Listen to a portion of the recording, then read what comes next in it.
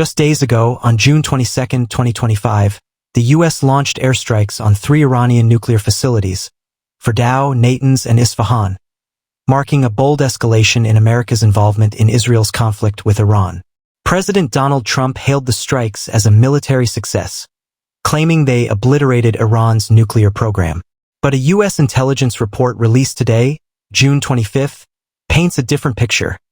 The strikes only set Iran's nuclear capabilities back by a few months, not years. This gap between rhetoric and reality has sparked debate in Washington and unease among Americans worried about being drawn into another Middle East quagmire. For families in Ohio or Texas, this isn't just foreign policy. It's about whether we're heading toward a war that could spike oil prices or put U.S. troops in harm's way. Israel, meanwhile, followed up with its own strikes on Tehran, targeting not just nuclear sites but also regime targets like Evin Prison, a symbol of Iran's internal repression. These attacks, which began on June 13th, have killed at least 28 people in Israel from Iranian retaliatory strikes, according to Israeli reports. Iran's response has been measured but defiant, with missiles and drones launched at Israel, some intercepted before crossing borders. On June 24th, President Trump announced a ceasefire, claiming both sides reached out to him for peace.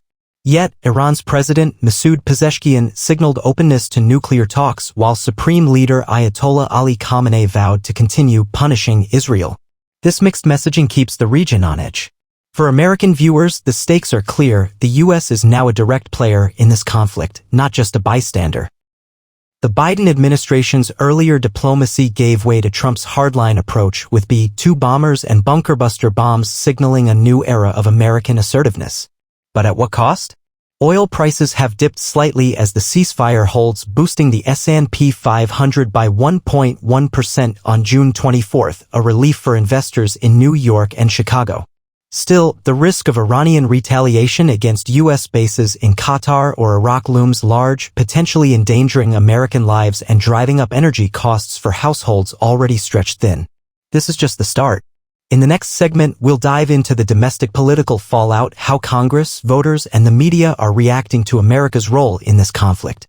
Stay tuned as we unpack what this means for your wallet, your security, and America's place in the world.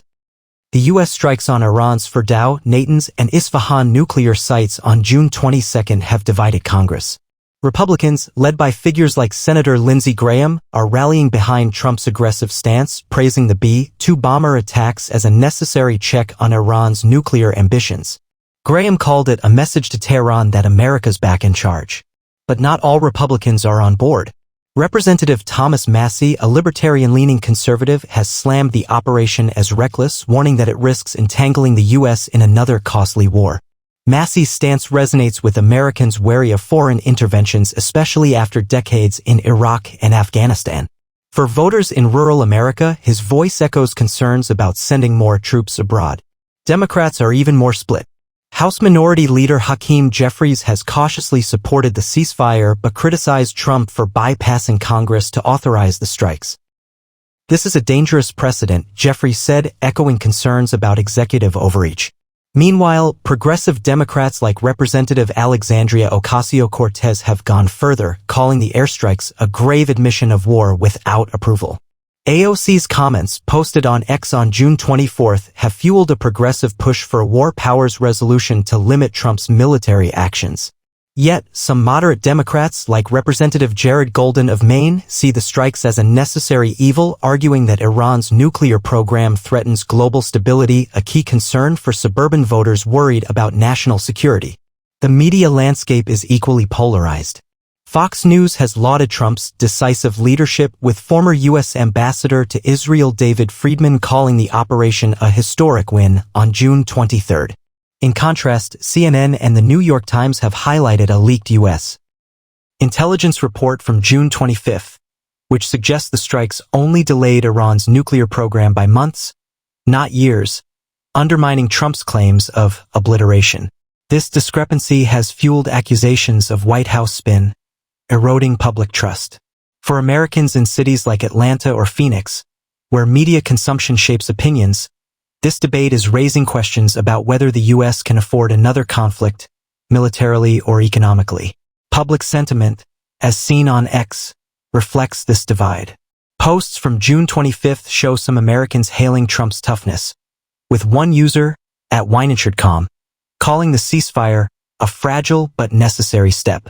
Others, like @anti_q_cult, question the narrative, pointing to unconfirmed reports of missing uranium and ongoing Israeli strikes in Tehran. These voices highlight a broader anxiety. Can Americans trust the government to avoid escalation? With oil prices stabilizing but still volatile, and fears of Iranian retaliation against U.S. bases, voters are watching closely. In our next segment, we'll explore the economic implications, how this conflict is affecting oil markets, inflation, and your wallet. Stay with us as we unpack the stakes for America's future. The U.S. and Israeli strikes on Iran, starting June 13th and escalating with American B-2 bombers on June 22nd, sent shockwaves through global oil markets. Iran, a major OPEC player producing about 3.2 million barrels per day, is a linchpin in global energy supply.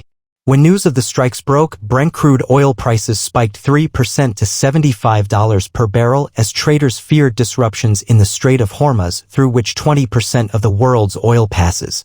For Americans, this translated to a brief uptick in gas prices, with the national average hitting $3.45 per gallon by June 20th, according to AAA.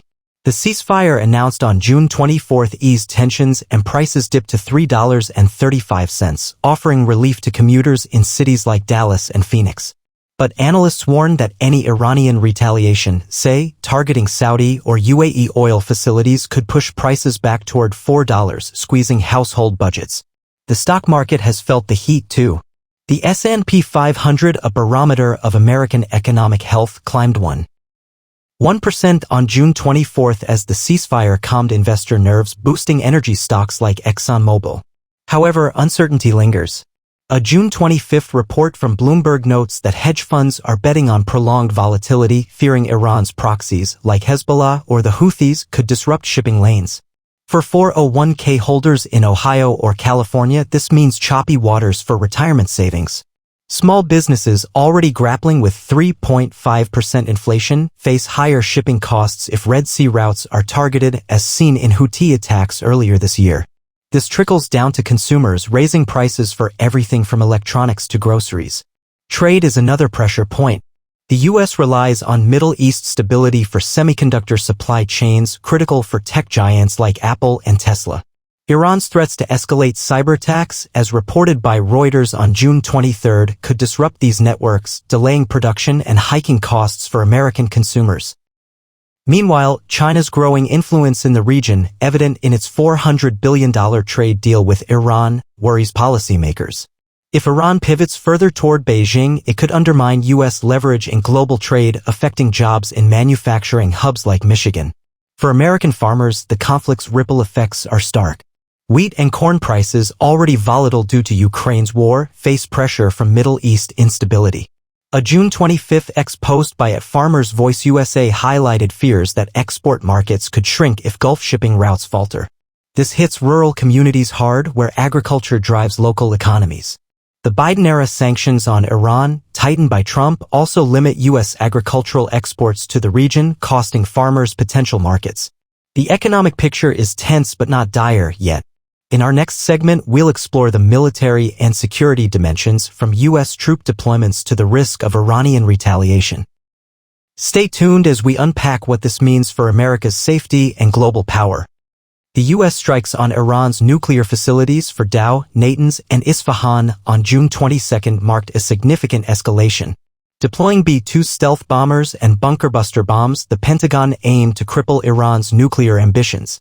President Trump called it a flawless operation, but a June 25 U.S. intelligence report, cited by Reuters, revealed the damage was limited, delaying Iran's program by mere months.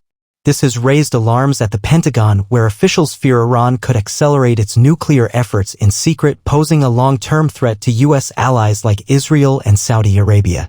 For Americans, this underscores a harsh reality: military might doesn't always guarantee strategic wins. U.S. forces are now on high alert. The Pentagon has 40,000 troops stationed across the Middle East, with key bases in Qatar, Bahrain, and Iraq. A June 24th Defense Department briefing warned of potential Iranian retaliation, possibly through proxies like Hezbollah or Kataib Hezbollah. These groups have targeted U.S. bases before. Think of the 2020 rocket attacks in Iraq that killed American contractors. X posts from June 25th, like one from @DefSEC Watch, highlight unconfirmed reports of Iranian drones spotted near U.S. positions in Syria, fueling fears of escalation. For military families in San Diego or Fort Bragg, this means sleepless nights worrying about loved ones in harm's way. Israel's role amplifies the risks. Its strikes on Tehran, including regime targets like Evin Prison, have provoked Iran's missile and drone attacks, some aimed at Israeli cities.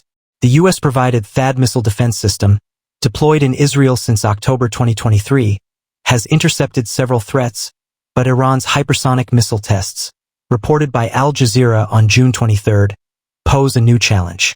If Iran targets U.S. assets to punish Israel's ally, American bases could become battlegrounds. This worries voters in states like Texas, home to major military installations who see the human cost of conflict firsthand. Cybersecurity is another frontier. Iran's Islamic Revolutionary Guard Corps has ramped up cyber attacks targeting U.S. infrastructure like power grids and financial systems, according to a June 24 FBI alert. A successful attack could disrupt life in cities like Chicago or Miami, hitting everything from ATMs to hospitals. For Americans, this is a reminder that modern wars aren't just fought with bombs, they're fought online, too. The ceasefire, brokered by Trump on June 24, offers a brief respite, but its fragility is evident. Iran's supreme leader Khamenei vowed to punish Israel, and unverified ex-posts claim low-level skirmishes continue near the Golan Heights. The U.S. must now balance deterrence with diplomacy to avoid a wider war. In our final segment, we'll explore the diplomatic path forward, can talks with Iran work, and what's America's endgame. Stay tuned for the conclusion of this critical story. The ceasefire announced by President Trump on June 24, following U.S. and Israeli strikes on Iran's nuclear sites, is a tentative step toward de-escalation. Iran's President, Masoud Pezeshkian, signaled openness to nuclear talks, a rare olive branch from Tehran, according to a June 24 Reuters report. Yet, Supreme Leader Ayatollah Ali Khamenei's vow to punish Israel, coupled with unverified ex-posts about ongoing skirmishes near the Golan Heights, underscores the ceasefire's fragility. For Americans, the question is whether diplomacy can prevent a slide back into conflict, sparing U.S. troops and stabilizing oil prices that affect every gas station from Seattle to Miami. The U.S. faces a tough diplomatic challenge. The 2015 Iran nuclear deal, or JCPOA, is effectively dead, abandoned by Trump in 2018 and further eroded by Iran's uranium enrichment, now at 60% purity, per a June 25 IAEA report. Reviving talks requires navigating a hardline Iranian regime and a skeptical Congress. Secretary of State Mike Pompeo, reinstated by Trump, has pushed for maximum pressure sanctions. But some Democrats, like Senator Chris Murphy, argue for a new deal with stricter inspections. Murphy's stance, echoed on X by users like @PeaceNowUS, resonates with Americans wary of military escalation but distrustful of Iran's intentions. Israel complicates the equation. Prime Minister Benjamin Netanyahu, emboldened by U.S. support, has vowed to prevent Iran from acquiring nuclear weapons, even if it means more strikes. A June 23 Al Jazeera report noted Israel's lobbying for tougher U.S. sanctions, which could derail talks. For American voters, this raises concerns about being pulled into Israel's orbit, risking lives and resources. Yet, Israel's security is a bipartisan priority, with 70% of Americans supporting its defense, per a 2024 Pew poll, making diplomacy a balancing act. China and Russia, Iran's allies, add another layer. Beijing's $400 billion trade deal with Iran gives it leverage to mediate, as seen in its 2023 Saudi-Iran deal. A June 25 Bloomberg analysis suggests China could push for talks to stabilize oil markets, aligning with U.S. interests. But for Americans in manufacturing states like Pennsylvania, China's growing Middle East influence threatens U.S. global clout. Russia, distracted by Ukraine, is less active but could supply Iran with arms, complicating negotiations. America's endgame is clear: prevent a nuclear Iran without war. A new deal could cap Iran's enrichment at 3.67% with snap inspections in exchange for sanctions relief. But trust is low and any agreement must survive domestic scrutiny. For families in Iowa or Arizona, success means lower gas prices, fewer troops deployed, and a stronger U.S. on the world stage. Failure risks escalation with Iran's proxies targeting U.S. interests. That's our story for now. Stay with Global Pulse as we track this unfolding drama and its impact on your life. Thanks for joining us. Back to see the silks, and here comes a Bandhani silks lo modal Bandhani. Complete sari all over అంతా కూడా మనకి bandhani print అనేది ఉంటుంది. ఇది వచ్చేసి కంప్లీట్గా sari all over అంతా కూడా విత్ కలంకారీ బార్డర్స్తో model silks, very flowy material and Kalamkari పళ్ళు. అండ్ వీటికి స్పెషల్గా బ్లౌజెస్ కూడా కాంట్రాస్ట్ కాంబినేషన్స్లో. This will be the blouse part. And వీటిలో స్పెషల్ కలర్ చార్ట్ ఉంది. This is dark coffee brown with pink combination. అన్నీ కూడా లైట్ వెయిట్గా ఉంటాయి అండ్ బడ్జెట్ రేంజ్లో ఉన్నాయి. 999కి 2 శారీస్. అండ్ ఇవన్నీ కూడా minimum 1 to 2 weeks for the dispatch because we got limited stock. ఇవన్నీ new samples. And this will be the yellow and pink combination. అన్నీ కూడా బడ్జెట్ రేంజ్లో ఉన్నాయి శారీస్ ఇవి. Do grab them and do visit our store at Kotapet. For regular updates, do follow our page. Thank you.